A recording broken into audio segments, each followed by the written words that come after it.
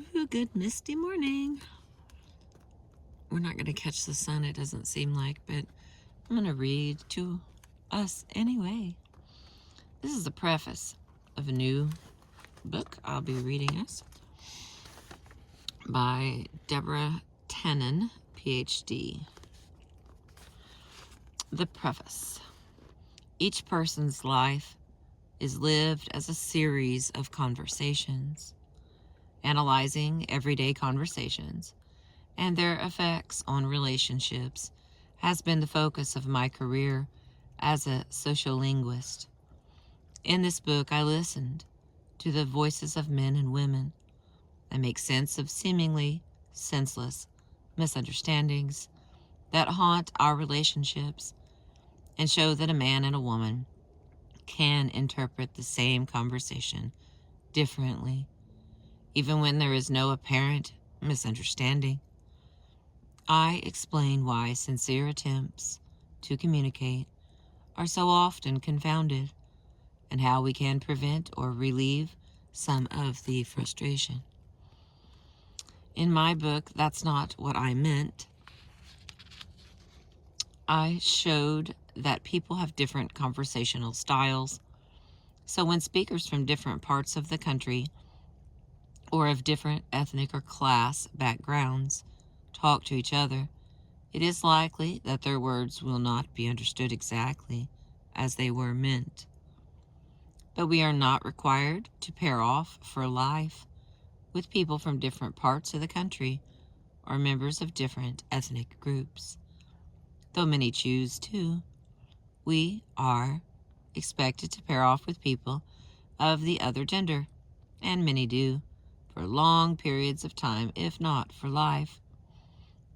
And whereas many of us, though fewer and fewer, can spend large portions of our lives without coming into close contact with people of vastly different cultural backgrounds, few people, not even those who have no partners in life or whose primary relationships are with same-sex partners, can avoid close contact with people of the other gender, as relatives and co-workers, if not as friends.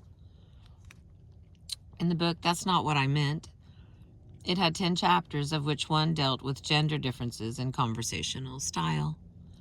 But when I received requests for interviews, articles, and lectures, 90% wanted me to focus on 10% of the book, the chapter on male-female differences. Everyone wanted to know more about gender and conversational styles. I, too, wanted to find out more. Indeed, I had decided to become a linguist, largely because of a course taught by Robin Lakoff that included her research on gender and language. My first major linguistic study was of gender and cultural differences in indirectness, and I was fairly familiar with others' research on the topic. But although I had always inhabited the outskirts of gender research, I had not leaped into its inner circle, partly because the field is so controversial. Whenever I write or speak about conversational style differences between men and women, sparks fly. Most people exclaim that what I say is true, that it explains their own experience. They are relieved to learn that what has caused them trouble is a common condition, and there is nothing terribly wrong with them, their partners, or their relationships. Their partner's way of talking, which they had ascribed to personal failings, could be reframed as reflecting a different system, and their own ways of talking, which their partner had been hounding them about for years, could be defended as logical and reasonable.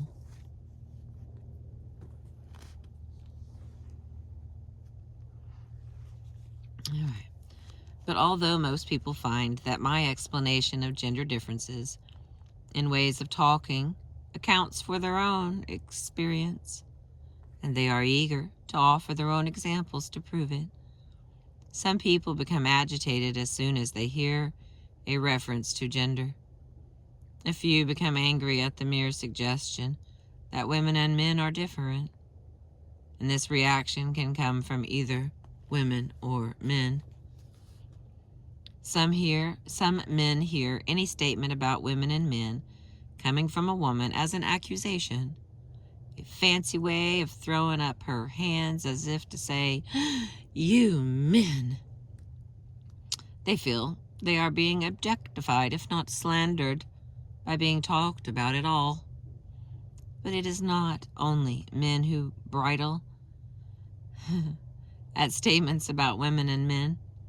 Some women fear, with justification, that any observation of gender differences will be heard as implying that it is women who are different.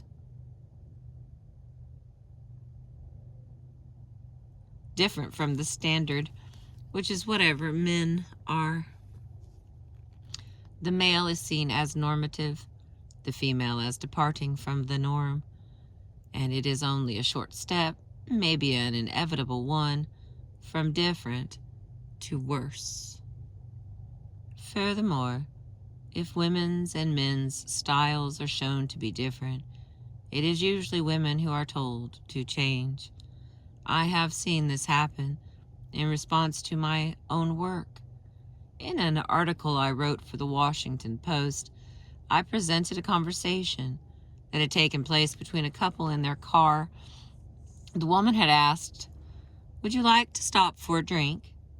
Her husband had answered truthfully, "No," and they hadn't stopped. He was later frustrated to learn that his wife was annoyed because she had wanted to stop for a drink. He wondered, "Why didn't she just say that's what she wanted? Why did she play games with me?" The wife explained, I explained, was annoyed not because she had not gotten her way, but because her preferences had not been considered. From her point of view, she had shown concern for her husband's wishes, but he had shown no concern for hers.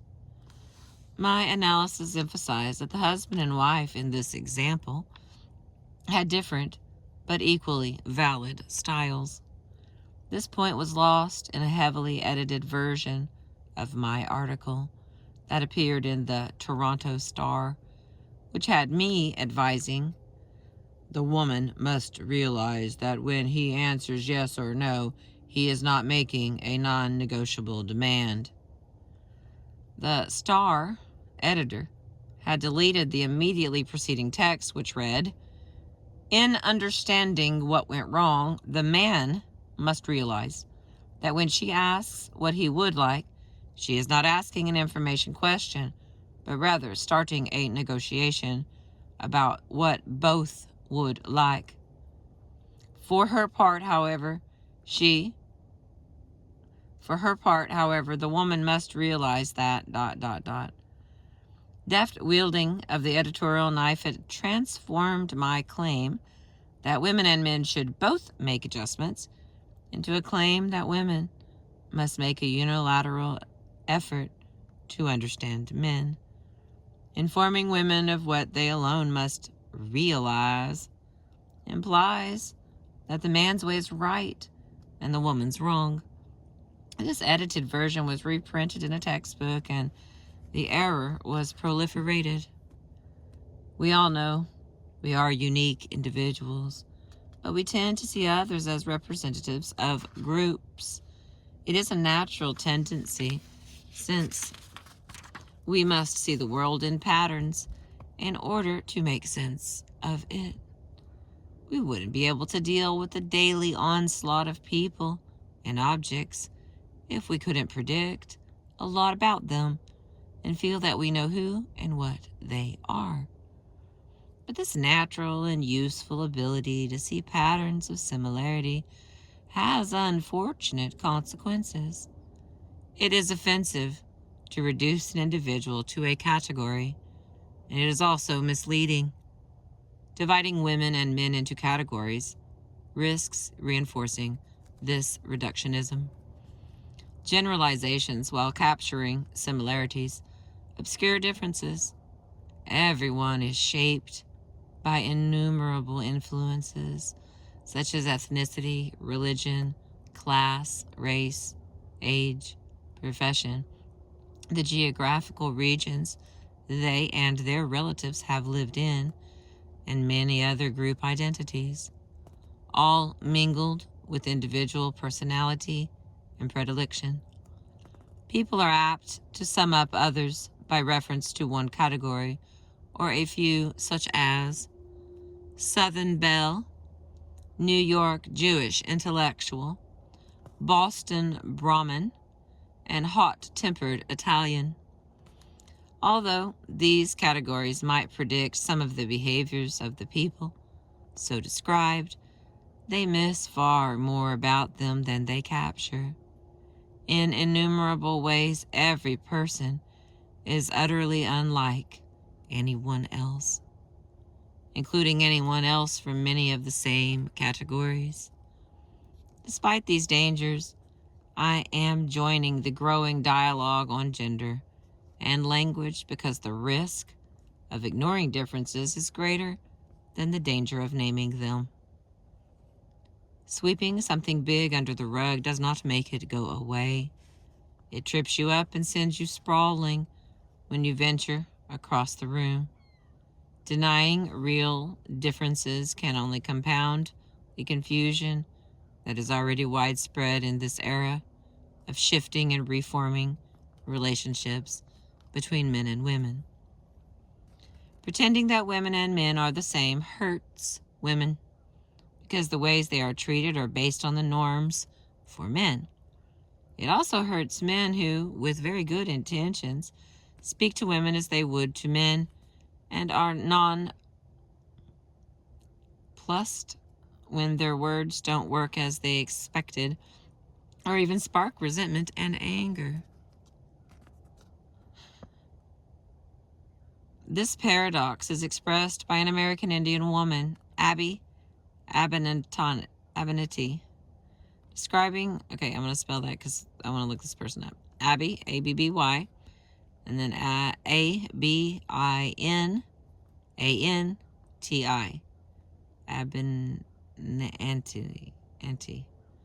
Abinanti. There we go.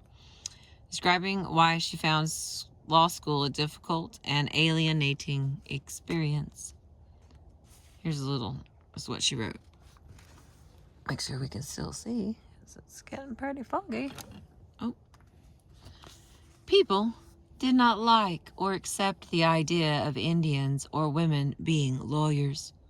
Some people could not decide which idea they hated more. Some pretended that it didn't make any difference, that we were all the same. I, too, could be one of the boys, one of the white boys. Oh, not likely. But of these approaches created problems. Both of these approaches created problems for me.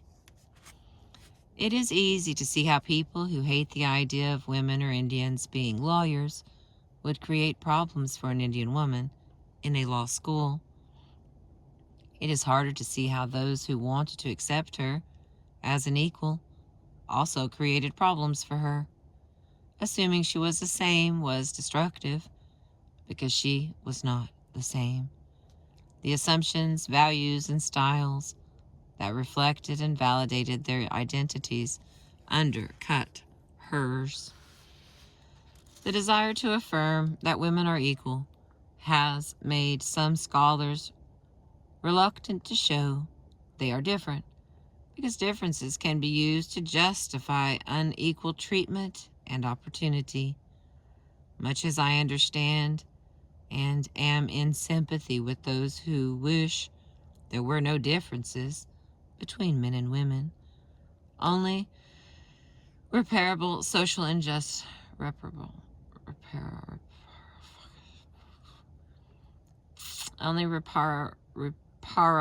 social injustice, my research, others' research, and my own and others' experience tell me it simply isn't so.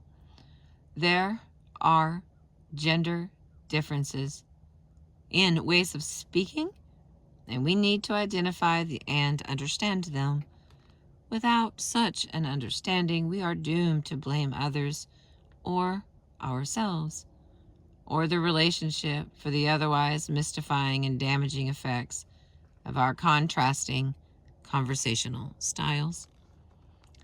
Recognizing gender differences frees individuals from the burden of individual pathology.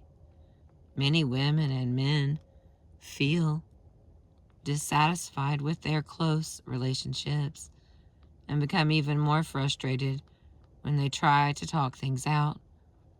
Taking a sociolinguistic approach to relationships makes it possible to explain these dissatisfactions without accusing anyone of being crazy or wrong, and without blaming or discarding the relationship. If we recognize and understand the differences between us, we can take them into account, adjust to, and learn from each other's styles. The sociolinguistic approach I take in this book shows that many frictions arise because boys and girls grew up in what are essentially different cultures. So talk between women and men is cross-cultural communication. A cross-cultural approach to gender differences in conversational style differs from the work on gender and language, which claims that conversations between men and women break down because men seek to dominate women. No one could deny that men as a class are dominant in our society, and that many individual men seek to dominate women in their lives. And yet male dominance is not the whole story. It is not sufficient to account for everything that happens to women and men in conversations, especially conversations in which both are genuinely trying to relate to each other with attention and respect. The effect of dominance is not always the result of an intention to dominate. That is the news that this book brings. In this era of opening opportunity, women are beginning to move into positions of authority. At first, we assumed they could simply talk the way they always had, but this often does not work. Another logical step is that they should change their style and talk like men. Apart from the repugnance of women's having to do all the changing, this doesn't work either, because women who talk to men are judged differently and harshly. We have no choice but to examine our choices and their effects. Only by understanding each other's styles and our own options can we begin to realize our opportunities and escape the prison of a monolithic conversation style. Conversation style differences do not explain all the problems that arise in relationships between men and women. Relationships are sometimes threatened by psychological problems, true failures of love and caring, genuine selfishness, and real effects of political and economic inequality. But there are also innumerable situations in which groundless allegations of these failings are made simply because partners are expressing their thoughts and feelings and their assumptions about how to communicate in different ways. If we can sort out differences based on conversational style, we will be in a better position to confront real conflicts of interest and to find a shared language in which to negotiate them. In opening the preface to That's Not What I Meant, which is still a different book, it's not this one, I told of a student who said that taking a course I taught at Georgetown University had saved her marriage. Not long ago, the same woman, now a professor and still married, wrote me a letter She said that she and her husband had been talking, and somehow the conversation had turned into an argument. In the middle of it, he said in exasperation, Dr. Tannen had better hurry up and write that new book, because this business of men and women talking, it's got to be the biggest problem around. In closing this preface, I offer this book to him and to the women and men everywhere who are trying their best to talk to each other. This is called You Just Don't Understand. I'm going to go find out how old this book is, because I want to admit I did not check. Holy crap. This is an old book. It was originally...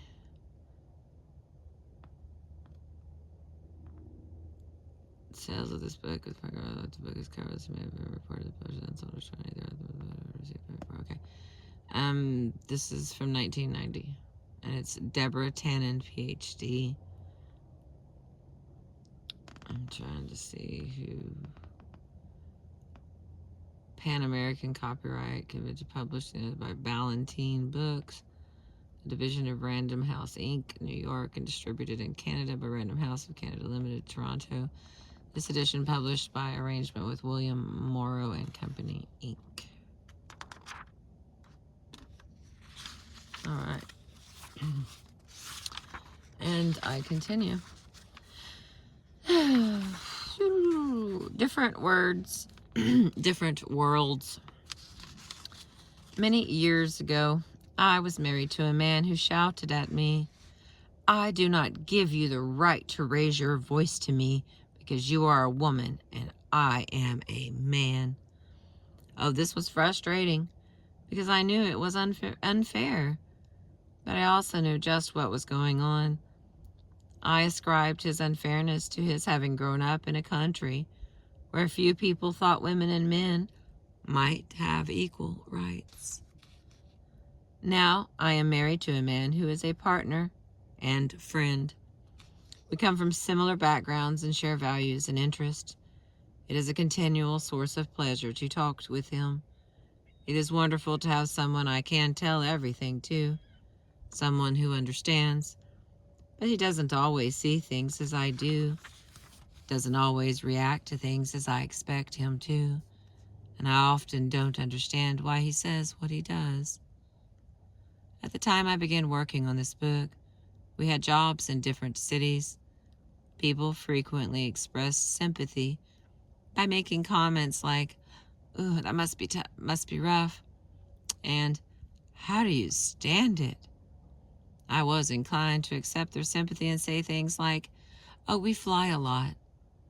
Sometimes I would reinforce their concern. "Oh, the worst part is having to pack and unpack all the time." But my husband reacted differently, often with irritation. He might respond by de-emphasizing the inconvenience. As academics, we had 4-day weekends together, as well as long vacations throughout the year and 4 months in the summer. We even benefited from the intervening days of uninterrupted time for work. I once overheard him telling a dubious man that we were lucky, since studies have shown that married couples who live together spend less than half an hour a week talking to each other. He was implying that our situation had advantages. I didn't object to the way my husband responded. Everything he said was true, but I was surprised by it. I didn't understand why he reacted as he did. He explained that he sensed condescension in some expressions of concern, as if the questioner were implying, "Yours is not a real marriage. Your ill-chosen profession has resulted in an unfortunate arrangement. I pity you and look down at you from the height of complacence, since my wife and I have avoided your misfortune." It had not occurred to me that there might be an element of one-upsmanship in these expressions of concern, though I could recognize it when it was pointed out. Even after I saw the point, though, I was inclined to regard my husband's response as slightly odd. A personal quirk, He frequently seemed to see others as adversaries when I didn't. Having done the research that led to this book, I now see that my husband was simply engaging the world in a way that many men do. As an individual, in a hierarchical social order in which he was either one up or one down. In this world, conversations are negotiations in which people try to achieve and maintain the upper hand if they can, and protect themselves from others. Attempts to put them down and push them around. Life, then, is a contest, a struggle to preserve independence and avoid failure. I, on the other hand, was approaching the world as many women do, as an individual in a network of connections. In this world, conversations are negotiations for closeness, in which people try to seek and give confirmation and support, and to reach consensus. They try to protect themselves from others' attempts to push them away. Life, then, is a community, a struggle to preserve intimacy and avoid isolation. Though there are hierarchies in this world, too, they are hierarchies more of friendship than of power and accomplishment. Women are also concerned with achieving status and avoiding failure. But these are not the goals they are focused on all the time, and they tend to pursue them in the guise of connection. And men are also concerned with achieving involvement and avoiding isolation, but they are not focused on these goals, and they tend to pursue them in the guise of opposition. I'm going to read that one again because, I don't know, maybe it's getting completely foggy here. Pretty soon we'll just be in the fog together. Okay, I'm going to try that again, see if it'll soak in better. Women are also concerned with achieving status and avoiding failure, but these are not the goals they are focused on all the time, and they tend to pursue them in the guise of connection. And men are also concerned with achieving involvement and avoiding isolation, but they are not focused on these goals, and they tend to pursue them in the guise of opposition. No, it get better. Discussing our differences from this point of view, my husband pointed out to me a distinction I had missed. He reacted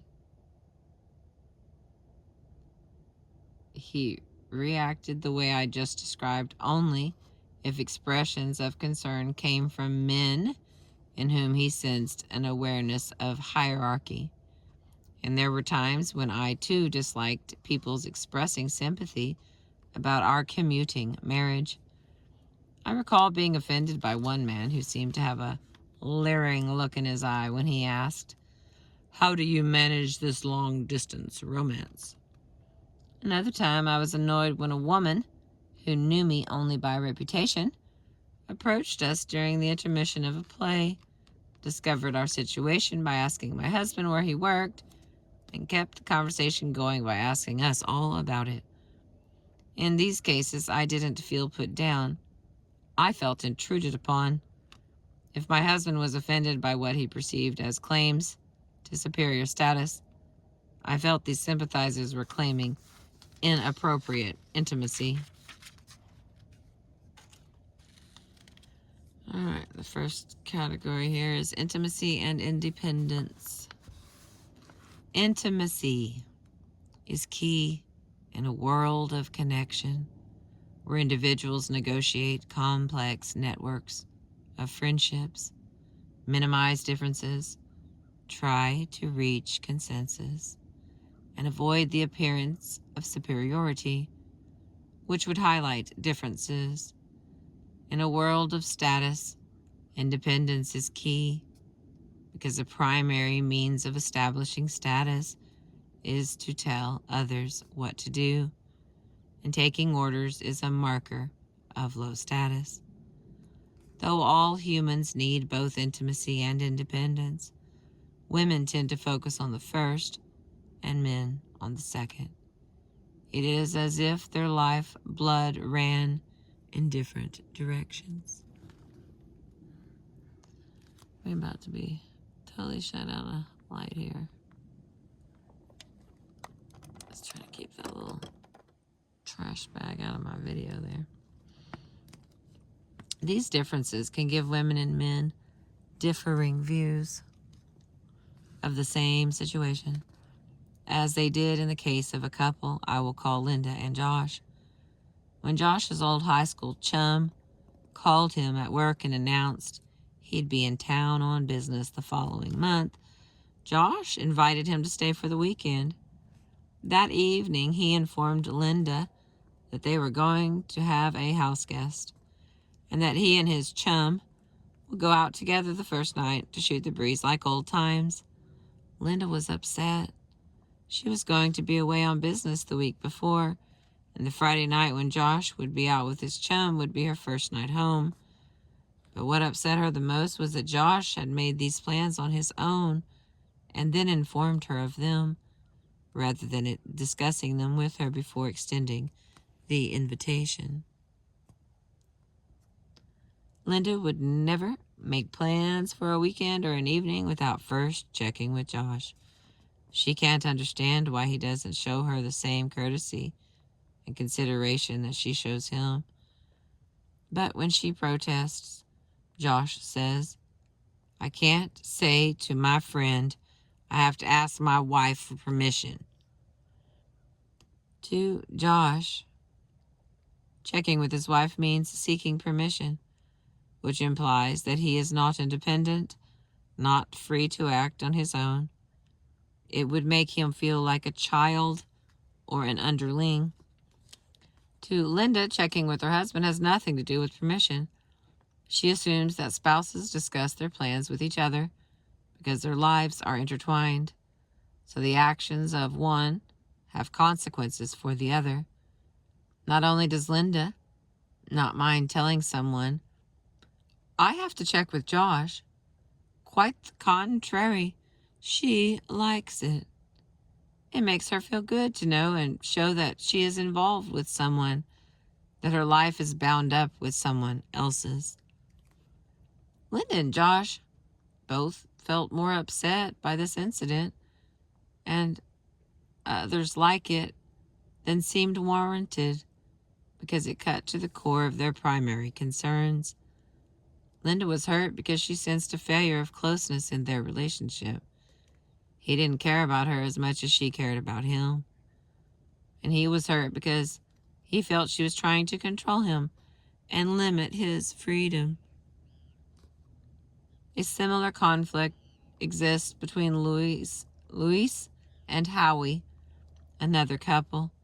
It's about spending money.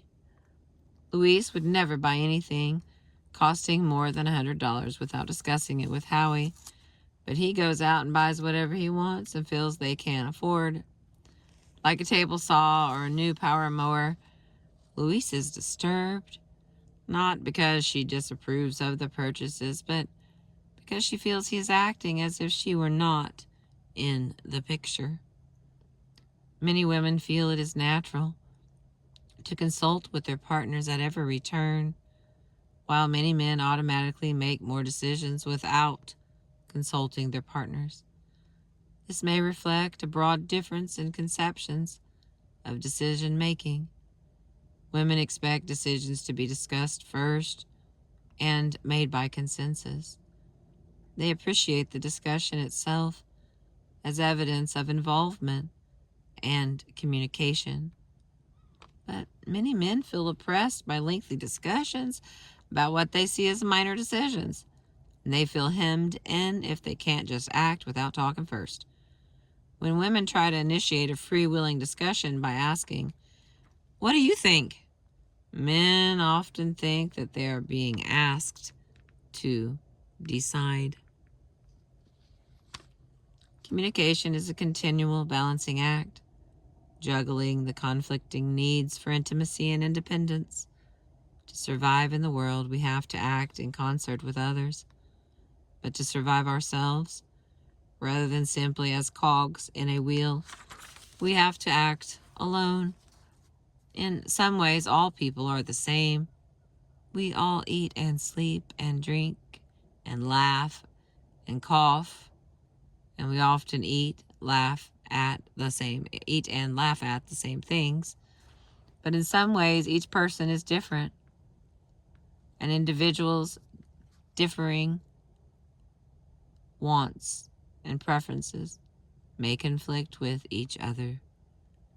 Offered the same menu, people make different choices. And if there is cake for dessert, there is a chance one person may get a larger piece than another. And an even greater chance that one will think the other piece is larger, whether it is or not. Let's see what we got here. Asymmetries. Let's see what that is. Asymmetries. If intimacy says we're close and the same, and independence says we are separate and different, it is easy to see that intimacy and independence dovetail with connection and status. The essential element of connection is symmetry. People are the same, feeling equally close to each other. The essential element of status is asymmetry. People are not the same. They are differently placed in a hierarchy. This duality is particularly clear in expressions of sympathy or concern, which are all potentially ambiguous. They can be interpreted either symmetrically as evidence of fellow feeling someone one down. Oh my God, hang on, let me try that again.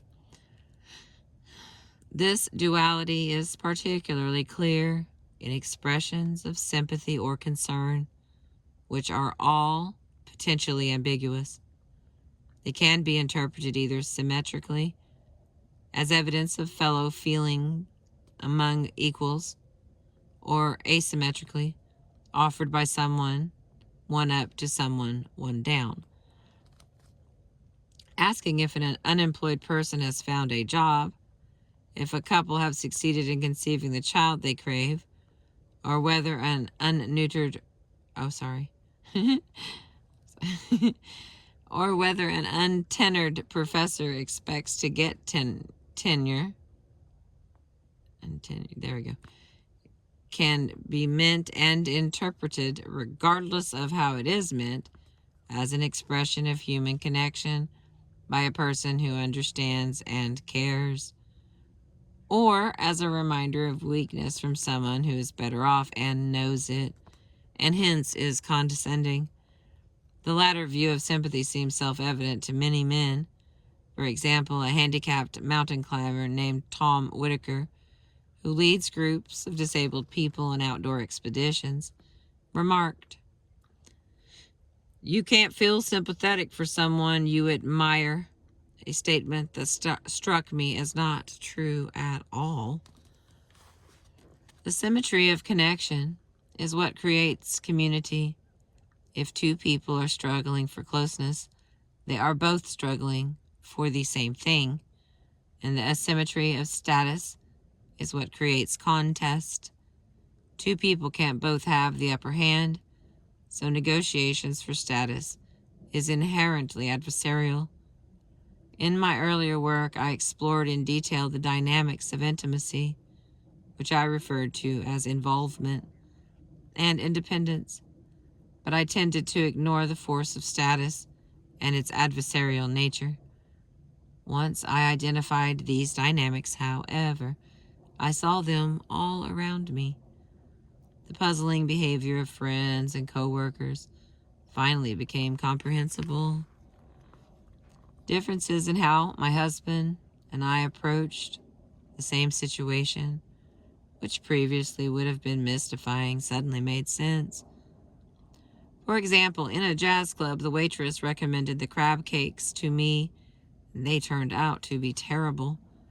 I was uncertain about whether or not to send them back when the waitress came by and asked how the food was. I said that I didn't really like the crab cakes. She asked, "What's wrong with them?" While staring at the table, my husband answered, "They don't taste fresh." The waitress snapped, "They're frozen. What did you expect?" I looked directly up at her and said, "We just don't like them." She said, "Well, if you don't like them, I could take them back and bring you something else." After she left with the crab cakes, my husband and I laughed because we realized we had just automatically played out the scripts I had been writing about.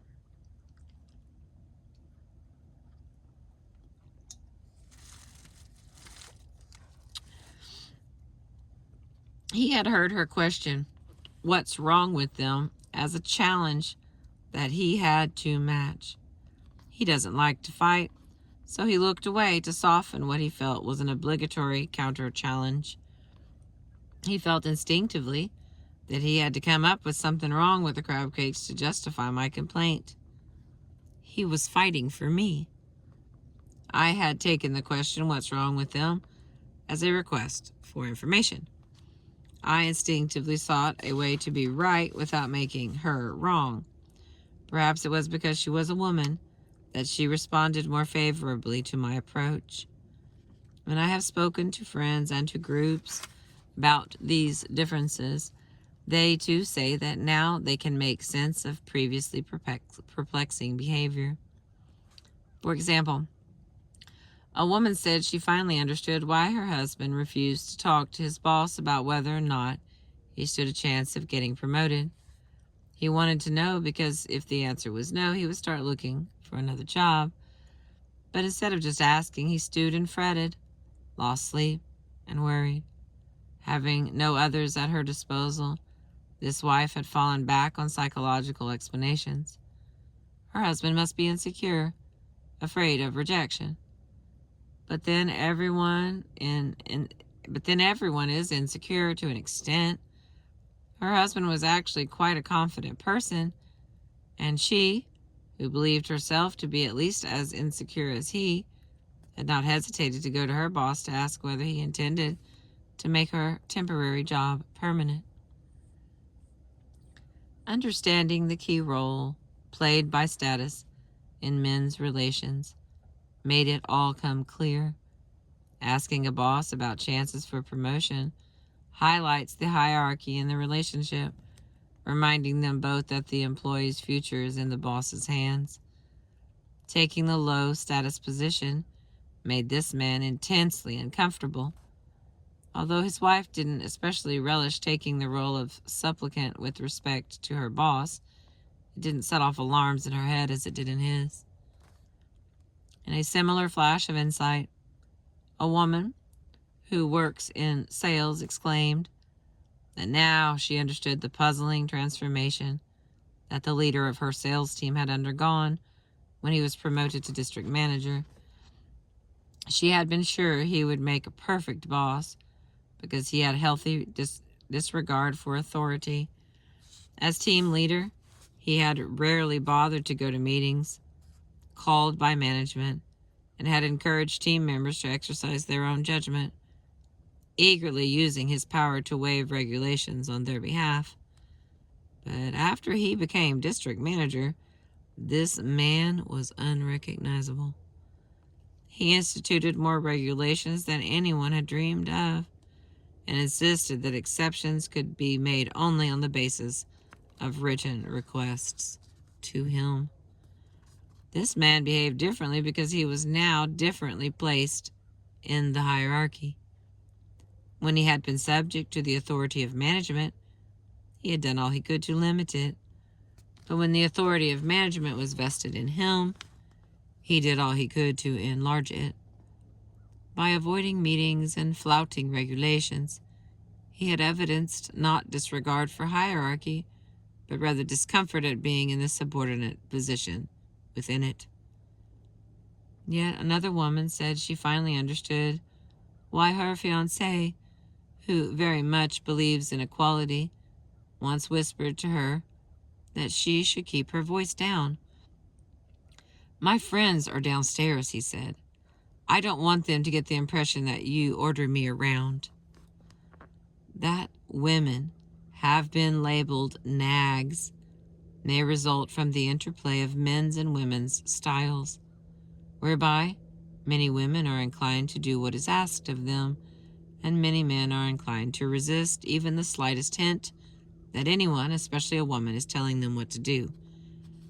A woman will be inclined to repeat a request that doesn't get a response because she is convinced that her husband would do what she asks if he only stood that she really wants him to do it.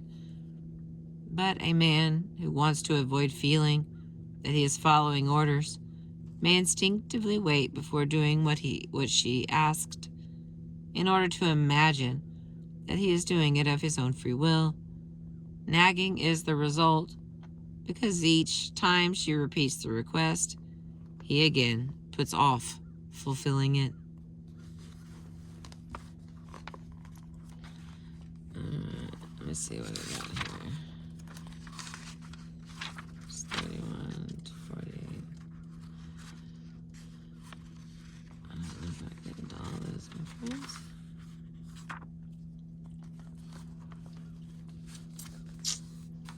How many pages? Okay, this is page and a half.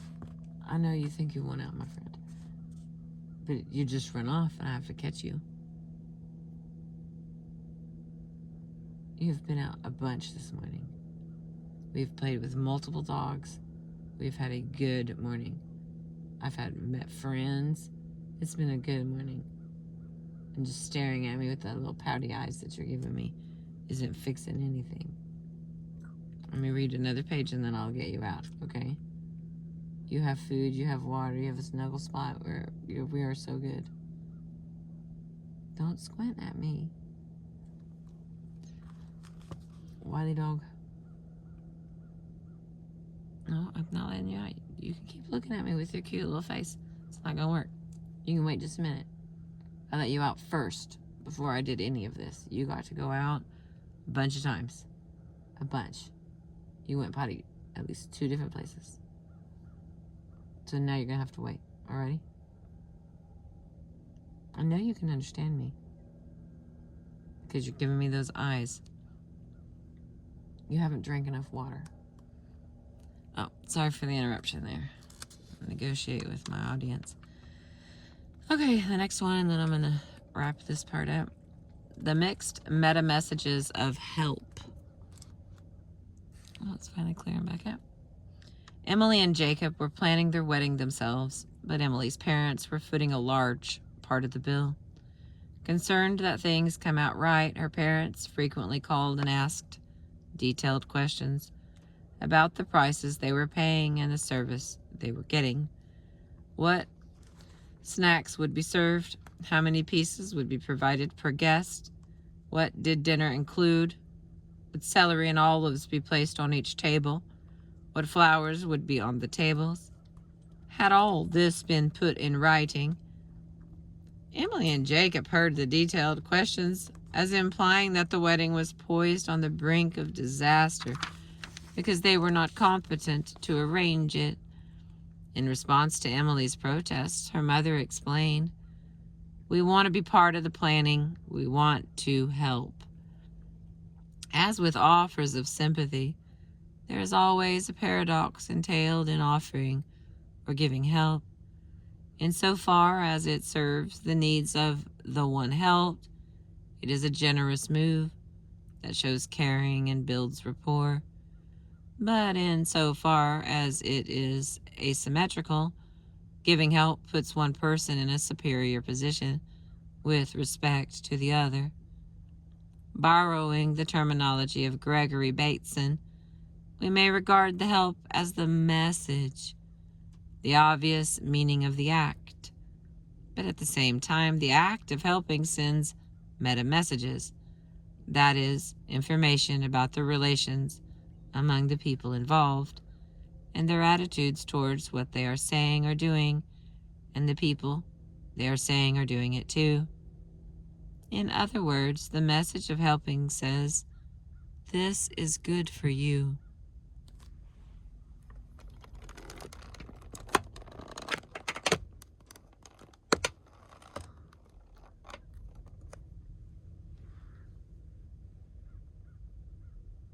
That's kind of pretty.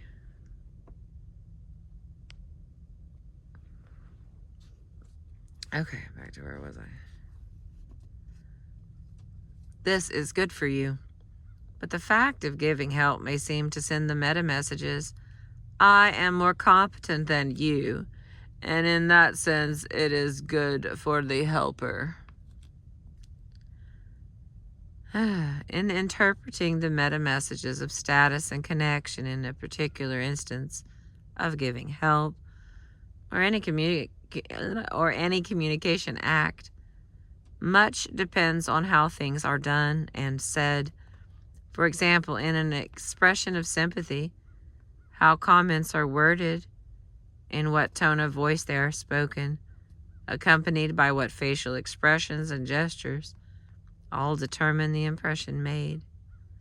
All these signals send meta messages about how the communication is meant.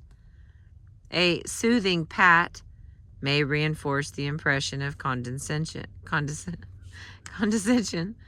A look of great concern might intensify the impression that the other person is in deep trouble. An offhand smile might suggest instead that a question is intended as a concern between equals. The conflicting meta messages inherent in giving help become especially apparent when people are in a hierarchical relationship to each other by virtue of their jobs. Just as parents are often frustrated in attempts to be their children's friends, so bosses who try to give friendly advice to subordinates may find that their words, intended symmetrically, are interpreted through an asymmetrical filter.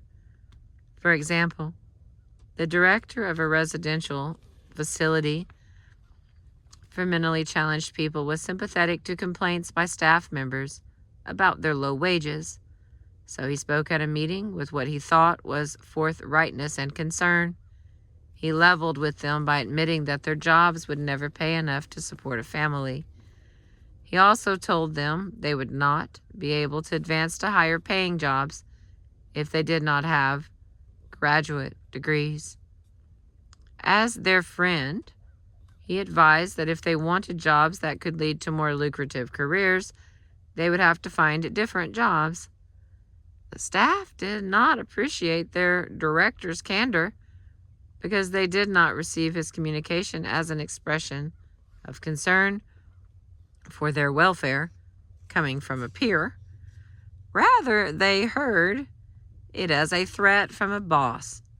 If you don't like it here, you can jolly well leave. The next little category is framing. Another way to think about meta messages is that they frame a conversation, much as a picture frame provides a context for the images in the picture. Meta messages let you know how to interpret what someone is saying by identifying the activity that is going on. Is this an argument or a chat? Is it helping, advising, or scolding? At the same time, they let you know what position the speaker is assuming in the activity and what position you are being assigned. Sociologist Irving Goffman uses the term alignment to express this aspect of framing.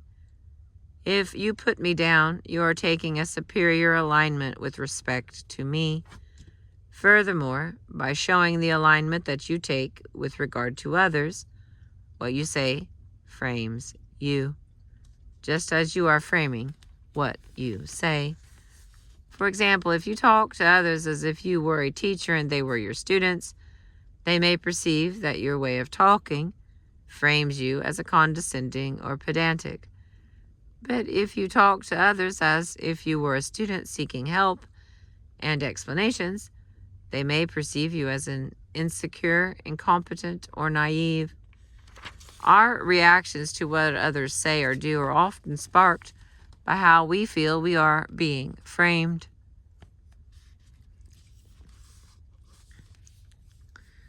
All right. The modern face of chivalry. Framing is key in the following commonplace scene. A car is moving slowly down the street, while another is edging out of a parking spot. The driver of the parked car hesitates, but the driver of the other car stops and signals with a hand wave that he is yielding the right of way. If the driver of the parked car is a woman, chances are she will smile her thanks and proceed, while a gallant man waits. But if the driver of the parked car is a man, he may well return wave for wave and insist on waiting himself, even if, under other circumstances, he might try to move out quickly before an advancing car got in his way.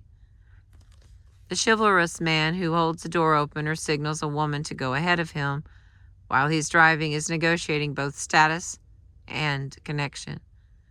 The status difference is implied by a meta message of control. The woman gets to proceed, not because it is her right, but because he has granted her permission. So she is being framed as subordinate. Furthermore, those in a position to grant privileges are also in a position to change their minds and take them away. This is a dimension to which some women respond when they protest gallant gestures as chauvinist. Those who appreciate such gestures as polite see only the connection. He's being nice. And it is also the dimension that the man performing the generous gesture is likely to see, and the reason he may be understandably incensed if his polite gesture sparks protest rather than thanks. But if being allowed to proceed in traffic is simply a polite gesture that gives one an advantage, why do so many men decline the gift of the right-of-way and gesture the other car or a pedestrian to proceed ahead of them instead? Because waving another person on in traffic also preserves independence. The driver is deciding on his own course of action rather than being told what to do by someone else.